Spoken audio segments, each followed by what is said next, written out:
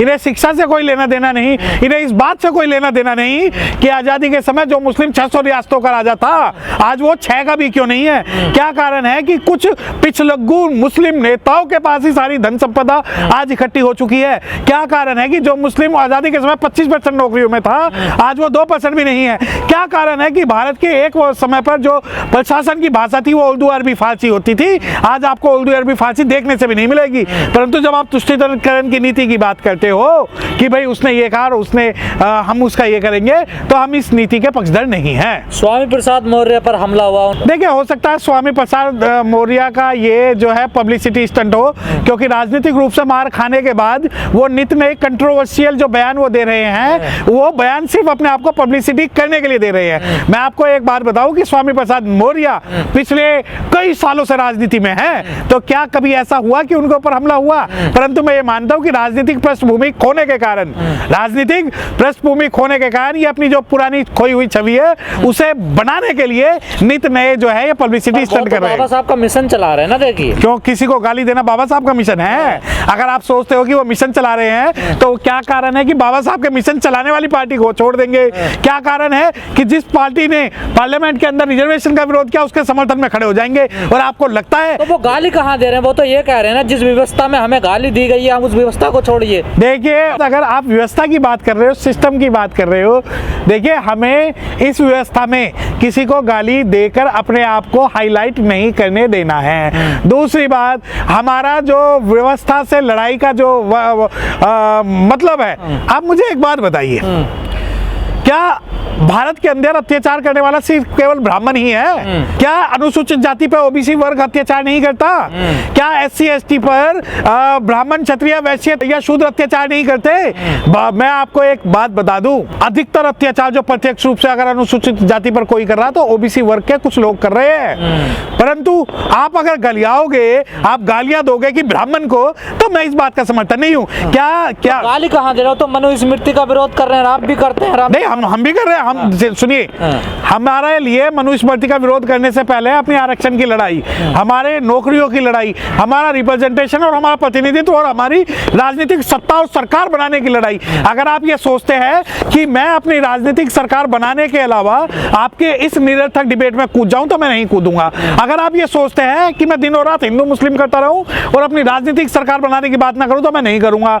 अगर आप ये सोचते हैं कि मैं एक विशेष वर्ग को हमेशा गाली देता रहूं तो मैं वो काम नहीं करूंगा, क्योंकि हमारे समाज के पास आज सबसे महत्वपूर्ण जो काम है वो संविधान को बचाना और अपनी राजनीतिक शक्ति। संविधान को ही तो बचा रहे हैं, वो समाज को जगा रहे हैं, कह रहे हैं मैं जागरूक कर रहा हूं। ऐसा है, अगर किसी को गाली देना संविधान को बचाना नहीं है। अगर संविधान को बचाते तो उत्तर प्रदेश में जो संविधान बचाने वाली पार्टी को छोड़कर किसी दूसरे की गोदी में नहीं बैठते। और अगर आप संविधान को बचाने की अगर बात कर रहे हैं तो ये देखिए, ये जो आपके पब्लिसिटी स्टंट है वो हम जानते हैं कि किस कारण से वो हो रहे हैं। और दूसरी बात, आप ये बताइए कि अगर आपके ऊपर हमला हुआ है किसी भी शब्द को लेकर या किसी भी आपके आइडियोलॉजी को लेकर, तो आपके समाज को पूरा साथ आपके साथ खड़ा होना चाहिए।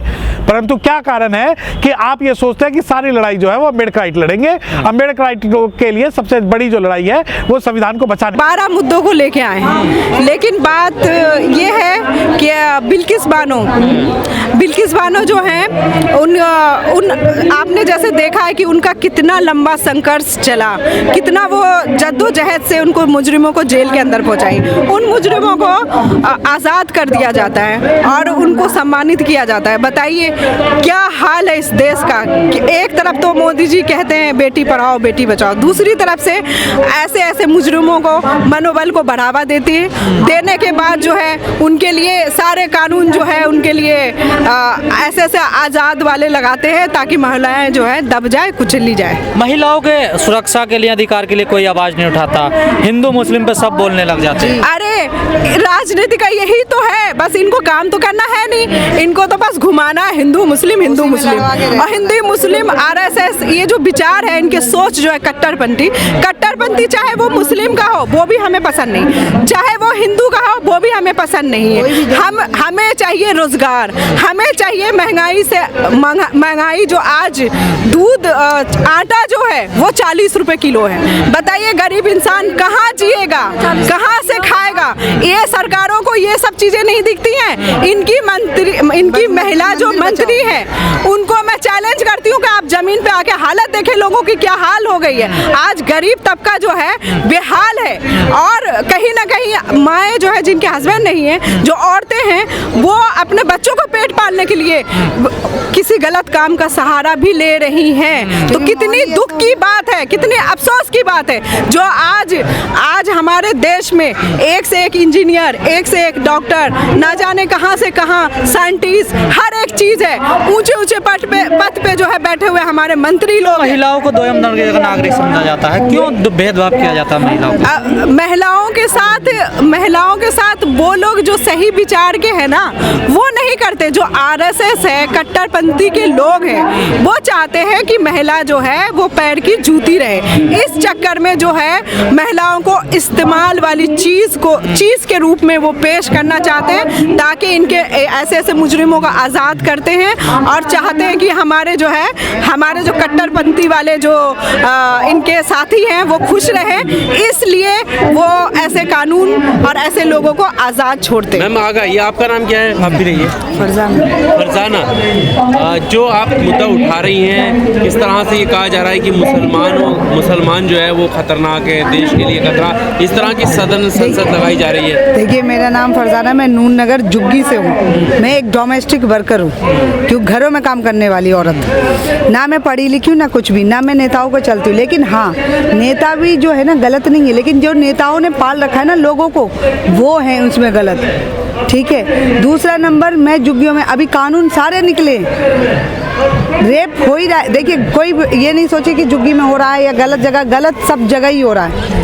मैं इतना नहीं जानती हूँ, मुझसे आप पढ़े बहुत लोग हैं, लेकिन जितना मुझे समझ में आया है अब तक, ये कुछ हमारे ही बीच वाले लोग जो है ना, ये हमें गरीब अभी एक रखती हूँ, मेरे पास कोई आता है, NGO आती है, संगठन आती है, आपको मुद्दा बना के ले तो जाती है। आज मसला ये है, देखिए झुग्गी झोपड़ी में कानून निकल गया, जब चाहते तब पुलिस वाले घर में घुस जाते हैं। ये क्या कानून का है? कानून के अंदर में आता है कि तुम रात दिन के लिए वो शराबियों को बंद नहीं कर रही है, जो डाका डाल रहे हैं उनको वो नहीं कर रही है, लेकिन घर से उठा के लड़कों को बंद करा जाए बेकसूर, तो वो क्या बनेंगे? अगले दिन चोर और गुंडे ही बनेंगे वो, जब उन्हें बेकसूर को फंसाओगे तुम घर से घींच के ले जाके। अच्छा, जिसकी माँ गरीब है, जो औरत अपनी बच्चों को अपने अकेले पाल रही है, उनको तुम घर से ले जाओगे और उनको बंद कर दोगे, 5,000 नहीं होगा, वो बच्चा छूट के नहीं आएगा, तो अगले दिन क्या हो जाएगा? वो चोरी तो बन गए।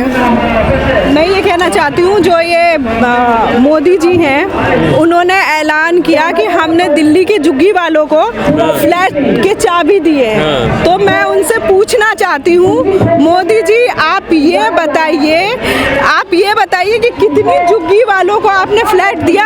आज यहाँ पे ज्यादातर महिलाएं इसी बात को, इसी मांग को दिखाने आई हैं। जिनके घर है, जिनके मकान है, उनको तोड़ा जा रहा है। कितनों को आपने घर दिया है? ये सवाल है मेरा मोदी जी से। आप बताइए कितनों को आपने दिया? क्यों ये झूठे अखबार? आपने अपने कार्यकर्ता जो है उनको दिया है, जमीन पे तो किसी को, पूरी दिल्ली में किसी को नहीं आपने दिया है। जहाँ झुग्गी वहाँ घर, ये कह रहे हैं प्रधानमंत्री। तो वो घर कहाँ है? घर से बेघर कर रहे हैं आप, घर से बेघर कर रहे हैं लोगों के घर। अभी मेहरौली से लेडी से आने वाली है, मेहरौली का इतना बुरी तरीके से तोड़ा जा रहा है, जिनका मकान है और उनको रहने का कहीं बंदोबस्त नहीं है। 2019 में मरकजी सरकार ने एक कानून लाया था, कानून लाया नहीं था बल्कि वो कानून ऑलरेडी पहले से था, उसमें तरमीम किया गया था, CAA। बड़ा हंगामा हुआ था और उसी वक्त जो केंद्रीय गृह मंत्री थे उनका बयान आया कि मैं पूरे मुल्क में NRC भी कराऊंगा। CAA और NRC का नाम आते ही पूरे मुल्क में ज़बरदस्त विरोध, हंगामा, धरना प्रदर्शन शुरू हो गया था। लेकिन एक बात आप पत्रकार लोगों को खूब अच्छी तरह याद होगी कि उन तमाम हंगामे के बावजूद, तमाम धरना प्रदर्शन जो कई महीनों तक चला था, लेकिन किसी के पास कोई मसौदा नहीं था। से ले लेंगे। अब आप कहीं से भी ले लीजिए, किसी के पास कोई मसौदा नहीं था कि वो सरकार को कोई प्रस्ताव दे कि भाई ठीक है, आपने जो कानून बनाया है और जो शर्तें आपने रखी हैं एनआरसी के ताल्लुक से कि भाई ये डॉक्यूमेंट्स होगा और वो डॉक्यूमेंट्स होगा और ये नहीं होगा वो नहीं होगा इत्यादि इत्यादि, तो हम विरोध कर रहे हैं और हम आपको एक प्रस्ताव दे रहे हैं कि भाई ये नहीं ये आप कर लें, ये नहीं ये आप कर लें। ऐसा पूरे देश में कहीं भी देखने को नहीं मिला। कथित तौर पर मुसलमानों के बड़े संगठनों ने भी ये काम नहीं किया और कभी भी मुसलमान के बड़े संगठनों ने भी ये नहीं कहा कि एनआरसी जो मौजूदा रूप में जो है प्रस्तावित सरकार का, वो केवल मुसलमानों के खिलाफ नहीं बल्कि मुल्क के तमाम गरीबों, तमाम मजदूर तबके के लोगों, दबे कुचलों के खिलाफ है, आदिवासियों के खिलाफ, बड़ी आबादी के खिलाफ है। ये नहीं कहा गया, हमेशा कहा गया कि मुसलमानों के खिलाफ है। मशवरे के नाम पर बिल्कुल जीरो था, किसी ने कोई राय अपनी सरकार को नहीं दी। ऐसे में ये जरूरत थी और संवैधानिक देश है तो ये अधिकार भी है कि आप बहैसियत नागरिक होने के, सरकार अगर कोई गलत काम कर रही है, गलत फैसले ले रही है जिससे आपकी नाइत्तेफाकी है या आप असहमत हैं, तो आप अपनी सहमति पत्र तो सौंपेंगे कि इससे नहीं इससे मैं सहमत हूं। ए नहीं कीजिए, बी आप कीजिए, बी नहीं कीजिए, सी आप कीजिए, लेकिन ऐसा नहीं हुआ। जनाब इस्माइल बाटलीवाला साहब, जिनकी पहचान पूरे मुल्क में इत्तेहाद मुहिम से है, नेशनल इत्तेहाद मुहिम के नाम से एक इत्तेहाद की पूरी मुहिम जो 2012 से लगातार चला रहे हैं, इनके जहन में ये बात आई कि लोग विरोध तो कर रहे हैं लेकिन आखिर उसका हल क्या होगा। सरकार को जब हम कुछ मशवरा देंगे तब हमें यह हक हासिल होगा कि भाई हम ये कह सकते हैं कि हमने तो आपको राय दी थी, हमने तो आपको ये रास्ता बताया था, आपने उस पर अमल नहीं किया, इसलिए अब विरोध हम कर रहे हैं। आपने कोई राय दी नहीं और विरोध कर रहे हैं तो वो विरोध थोड़ा सा कमजोर पड़ जाता है तर्कों की बुनियाद पर। तो इन्होंने एनआरसी का मसौदा तैयार किया अपनी मेहनत मुशक्कत से। जो इन्होंने मसौदा तैयार किया, मुल्क के वजीर आजम, महामहिम राष्ट्रपति, मुल्क के तमाम मंत्री, राज्यों के मुख्यमंत्री और राज्यों के मंत्री, चर्चित चेहरे, समाज सेवी, सामाजिक संगठनों और लगभग तमाम राजनीतिक दलों के की अगुवाई करने वाले लोगों को इन्होंने ये मसौदा भेजा है और सबको मसौदा देकर राय भी उनसे मांगी है कि मैंने ये मसौदा तैयार अपनी दिमाग से, अपनी मेहनत से, अपने साथियों के मशवरे से किया है, आप भी इस पर राय दें। मुल्क में एक आम राय बने कि क्या एनआरसी होना चाहिए और होना चाहिए तो उसका आधार और बेस क्या होगा, उसकी शक्ल क्या होगी, उसकी सूरत क्या होगी।